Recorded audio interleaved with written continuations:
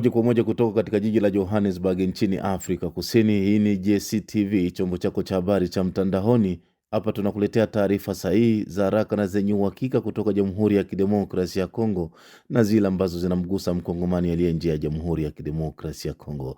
Tunakuletea habari za siasa, uchumi, mazingira, jamii, michezo na kadhalika. Ndani ya taarifa zetu huwa tunakuletea uchambuzi kutoka kwa wachambuzi wetu, lakini pia ripoti mbalimbali kutoka kwa maripota wetu. Leo ni Jumapili, Mei 3, 2026, utakayoyasikia ndani ya makala hii. Dola za Kimarekani milioni 4 hutengwa kila mwaka kwa ajili ya wazalendo mashariki mwa Jamhuri ya Kidemokrasia ya Kongo. Je, pesa hizo zinawafikia? Hizo pesa milioni 4 ya kila mwezi, hiyo ni hadisi. Hiyo habari kabisa ni ya uongo. Hizo pesa kama zinatoka, wanajua kwenyewe wanazipelekaga. Mengi zaidi ni ndani ya makala hii, baki nasi hadi tamati. Hali ya usalama katika usultani wa Babila wa kwanza ndani ya wilaya ya Mambasa mkoani Ituri inaendelea kuwa ya kutisha na wasiwasi mkubwa. Adui ADF aliweza kuua mtu mmoja jana siku ya 4 tarehe 13 mwezi wa 4 mwaka huu tunao pale Ndioka. Undani zaidi wa taarifa hii ni hapo baadaye. Kuna hayo na mengine kibao. Naitwa Abedi Jean de la Croix, karibu. Na sasa tuangazie kwa kina taarifa zetu. Mtu mmoja ameuawa na waasi wa ADF NALU Aprili 30, 2026 katika eneo la Ndioka wilayani Mambasa, eneo ambalo kwa sasa linadaiwa kuwa ngome ya kundi hilo la ADF. Marehemu anajulikana kwa jina la Mui, baba wa familia aliyelengwa na waasi hao alipokuwa amepiga kambi shambani kwake pamoja na wafanyakazi wake. Inaelezwa kuwa alikataa kulipa kodi iliyokuwa imewekwa na kundi hilo la ADF. Ramsi Malikidogo ambaye ni mratibu wa chama cha ulinzi na utetezi wa watoto wadogo na wanawake walio katika mazingira hatarishi anaeleza zaidi. Adui ADF aliweza kuua mtu mmoja jana siku ya 4 tarehe 13 mwezi wa 4 mwaka huu tunao pale Ndioka. Ndioka inapatikana ndani ya sheferia Babila ba kwanza mterito na Mambasa.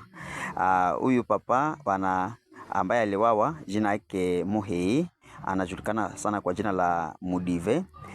Ni mkaaji wa hapa Biakato, anafanya kazi za shamba pande za huko Ndioka, msheferia Babila ba kwanza. Na tunajua kwamba sheferia Babila ba kwanza kwa sasa inakuwa zoni ambaye ADF anazunguka huko usiku na mchana akiweza kusensibilize population juu kuweza kununua jeto. Alors, waliweza kutokelea kwa shamba ya papa Muhei na iko kushamba na wafanyakazi wake juu ya kuweza kumsensibilize juu ya kuweza kununua jeto yeye binafsi na vile vile aweze kununulia wafanyakazi wake. Akaweza kujiopose na hiyo mezir, na hapo wakati aliweza kujiopose adui ADF wakaweza kumpika masasi na akaweza kufariki hapo. Na ni kitu cha kushangaza kuona tumealertewa autorite wamekuwa informe kiadui kunazunguka ndani ya hizo maeneo, lakini hawapendi kukamata meziri ya kuweza kusekurize population. Tunatoa vraiment mwito kwa gouvernement waweze kusekurize population ya hiyo maeneo kwa kuwa wanakuwa na haki vile vile ya kuishi.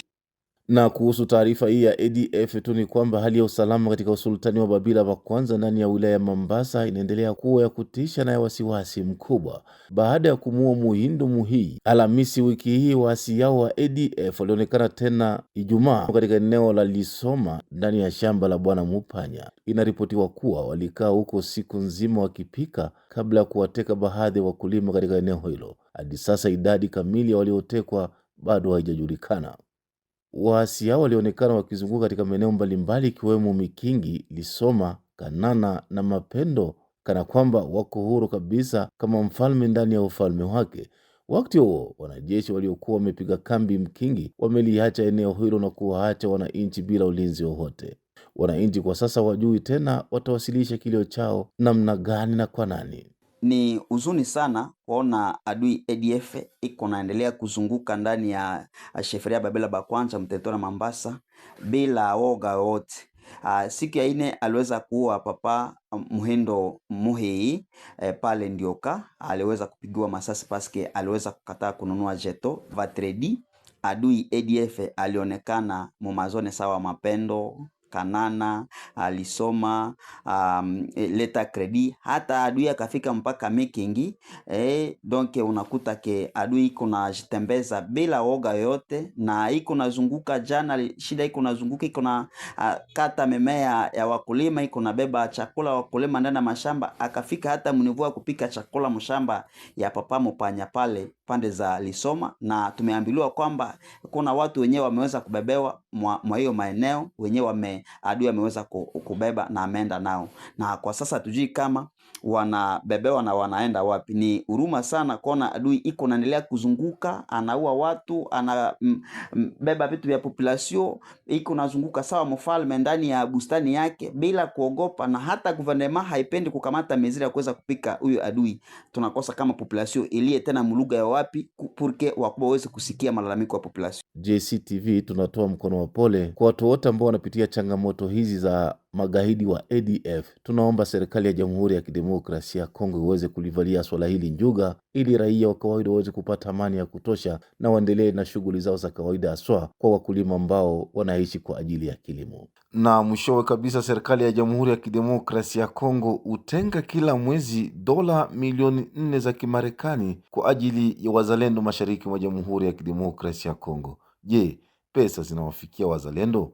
Thomson Unjibatangola William na mengi zaidi. Makundi ya vijana raia waliojitolea kulisaidia jeshi la serikali kupigana na uasi wa AFC M23 kwa wito wa serikali wanaoitwa wazalendo mashariki mwa Jamhuri ya Kidemokrasia ya Kongo wanaendelea na nia hiyo bila kurudia nyuma. Wazalendo katika tarafa za Fizi, Uvira, Mwenga, Shabunda, Kabare, Walungu, Kale, Iju Kivu Kusini na huko Kivu Kaskazini na Ituri wanapitia changamoto nyingi katika mashamba ya vita. Kutokana na changamoto na juhudi walizonazo bila kuregea, serikali ilichukua hatua ya kutoa sapoti yao kwa vijana hao. Mnamo mwaka 2025 sensa ya wazalendo ilifanyika katika maeneo mbalimbali mashambani mwa vita kutafuta kujua idadi yao ili wapate msaada. Kulingana na waziri wa fedha Dudu Mfwamba anayetajwa katika ripoti ya tume ya ukingo na usalama katika baraza la bunge la taifa nchini Jamhuri ya Kidemokrasia ya Kongo, ripoti ya Aprili 29 inasema kwamba serikali inatoa kila mwezi milioni 4 dola za Kimarekani kwa makundi hayo yanayojitolea kulisaidia jeshi la taifa. Pesa hizo zinaleta utata. Wazalendo wengi pamoja na wanaharakati wa mashirika ya kirahia husema kwamba ni injili mpya masikioni mwao, hawajui ikiwa pesa hizo hutolewa. Ibongo Akwela Bendera ni mmoja kati ya viongozi wa kizalendo Kivu Kusini, anapatikana mjini Uvira, anasema hizo pesa milioni 4 ya kila mwezi, hiyo ni hadisi, hiyo habari kabisa ni ya uongo. Hizo pesa kama zinatoka, wanajua kwenye wanazipelekaga, sisi tuko kwenye viwanja vya vita, hakuna hata senti inaonekanaga, isipokuwa ile mwezi mmoja walikuja kutulipa, na hiyo mwezi si kila mtu alipokea kwa hiyo pesa. Generali huyo wa kizalendo aliongeza, hiyo 4 milioni kama inakuja kwa watu wengine wenyewe wanajulikana kama hao ni watu, na nitasema kama ni watu wenye kutusumbua kwa hii magumu ya Kongo tusiendelee. Ni wenye kutusumbua kwa hii magumu ya Kongo tusiendelee. Lakini kabisa hiyo pesa 4 milioni ya kila mwezi inakujaga juu ya wazalendo ni uongo, hakuna kitu. Na kweli kama wanazipata, kama wanapata hizo pesa, wale ni wenye kutukanisha serikali. Hawataki serikali isonge mbele. Pesa zinakuja wanakula na wanaficha wahusika wa hizo pesa. Hata hivyo alipendekeza, pendekezo yangu mimi ni vizuri tufanye ankete, tufatililie, tujiransenye hizo pesa kweli kama zinatoka wapi na zinaenda wapi, nani mwenye anazipokeaga na anazipoteza. Kweli kwa kweli hizo pesa azionekanagi. Hakuna pesa kabisa wazalendo wanapewa, isipokuwa ile mwezi mmoja walipewa, na si wote wenyewe walipokea pesa. Makundi ya wazalendo ni lukuki mashariki mwa Jamhuri ya Kidemokrasia ya Kongo na majenerali ni wengi. Tumefika kwenye mashamba ya vita kuongea na askari wa viwango vya chini. Hapa tuko Biriba. Huyu hapa anaeleza. Asante sana. Mimi kwa jina Ramazani Hassan Glenware, na niko hapa Biriba kufro, niko mtu wa General Bendera tangu 2015 mpaka kwa saa hizi. Hata isekani fry ya kutoboka kama nishakula basi Mungu anipitia nikaenda kufuru sasa ya kwanza kwa ya kwangu. Hakuna hata second fry nishakula, ina natosha. Asante.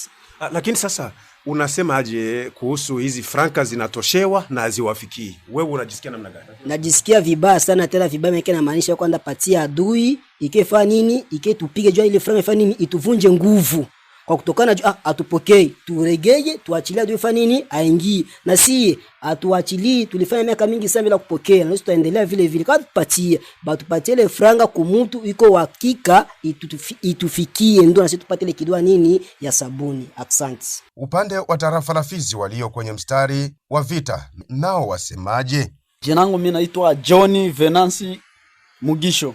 Ile pesa yani wanasema ile dola 4 milioni 4 wanatosha. Yani sio wazalendo, tunaonana tunaishi shamba ya vita, kugombana busubuhi na magharibi. Ile pesa hatuyawahi kuiona. Sasa wale wakuu wanaanza kukamata ile pesa, wanaikula, wanasema kepurke, wanabebea wazalendo. Wafuatilie mzuri, serikali ifuatilie mzuri. Bawaulize ile pesa wanailipa banani. Hivi tuko mshamba la vita, tunagombana busubuhi na magharibi. Na usiku hatulale. Tunanyeshwa na mvula, hakuna chakula, hakuna kitu yoyote. Tuko mshamba la vita. Yani ile pesa inaonekana banaenda fanya amu makazi zao kule muzingine mapei étranger, haiko kusema inalipa wazalendo. Ungetaka nini? Mimi ningetaka yangu kujua ule mtu mwenyewe anapokea ile pesa na sufrance tuko nayo. Maana yake iko puru na M23. Juu ile pesa haipokeze wazalendo. Inaenda fanya kazi yake. Maana yake wanapokeza ule wadui mwenye tuko tunapambana naye nchi ya Kongo. Huko Kabare maeneo ya Lwiru, huyu hapa hakutaka jina lake litajwe. Sie bazalendo hapa unakuya kutona mvula iko nanyesha, tunalobana kumvula. Mais hii kusema ke par mois banatosha 4 millions juu ya bazalendo atujue kabisa. Ile ni bongo. Hii ilikuya hapa hivi walipokeza bazalendo yabo bengine. Haiko bazalendo zote bako kufonja walipokea kile makuta. Tuliona bata Baraka walipokea makuta, inakuwa pa Uvira umoya njo ba generaux ya bazalendo njo walipokea. C'est basoda chini kwanza tulikuwa komanda force yetu ya bendera akona kata difra lienda declarer atalia kwa nani? Atadeclarer kwa nani? Na tuko ndani ya front hapa tuko naangaliana na M23, tunafunga tu nani barrière hapa basipite, tuko napigana tu na botisa hii. Mais atuko na se retrouver.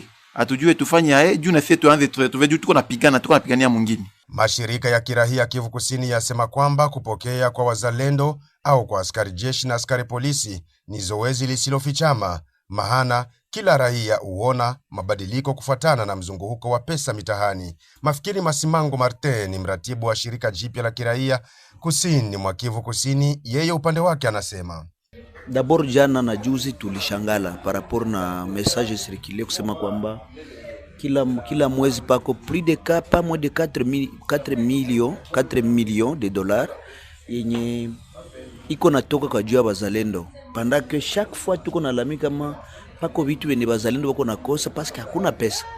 Na kwetu nawaza que c'est le moment ya mzuri zaidi que les autorités maintenant au niveau de Kinshasa, soit au niveau de Kinshasa, hizo pesa ziko nakuliwa, si au niveau provincial ou au niveau des sous-régions au franga kwa kuliwa. Donc à notre niveau tuko déjà tu lui proposer déjà au gouverneur de la province, celui qui a assumé l'intérim, le maître Lakano, ku convoquer une réunion urgente pour que tu discuter kujua quel niveau franga iko nakuliwa wapi, parce que si l'argent iko kuliwa au niveau de Kinshasa, ça sera maintenant une bonne chose pour le gouvernement congolais, c'est-à-dire le président de la République kuelewa kama franga na kuana wazo ziko nakuya ziko nasaidia bazalendo azifiki. Donc à notre niveau ni kusema kwamba c'est une déception totale.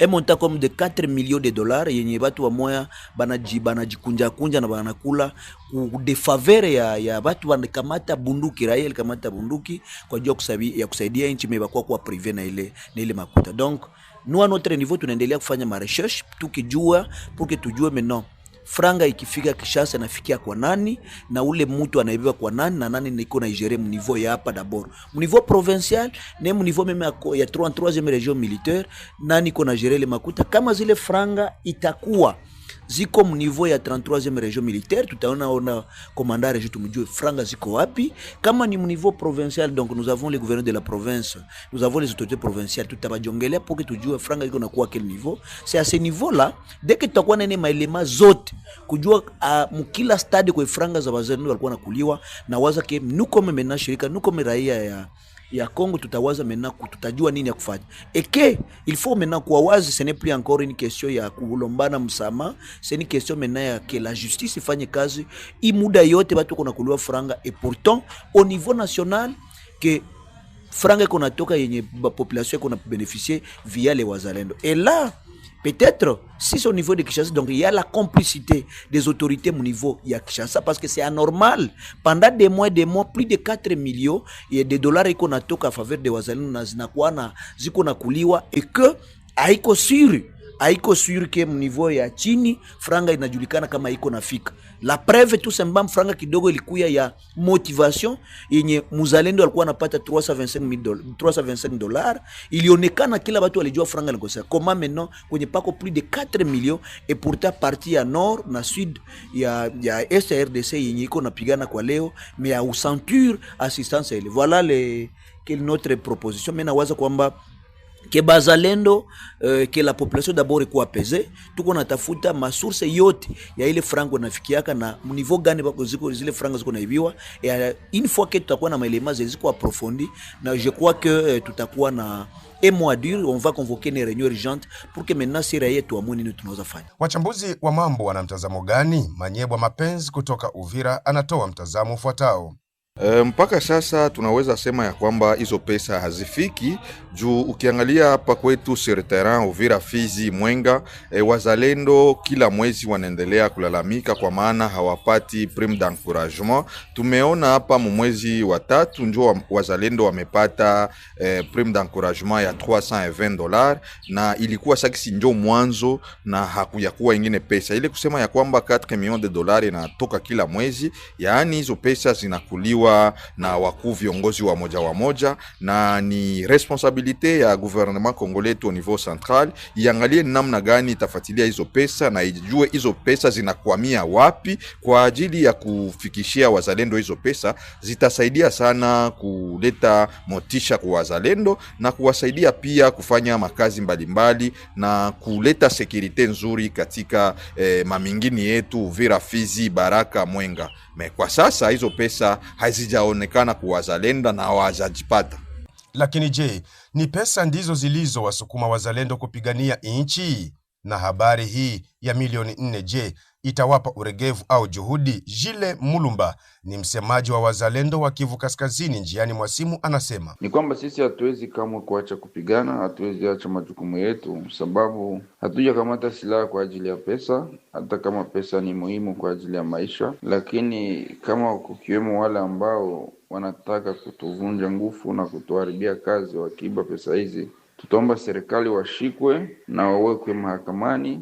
Hiyo pesa kweli kweli fikie wenyeji ikiwa wazalendo, bali sisi tutaendelea kutumikia taifa, tutaendelea kutumikia nchi.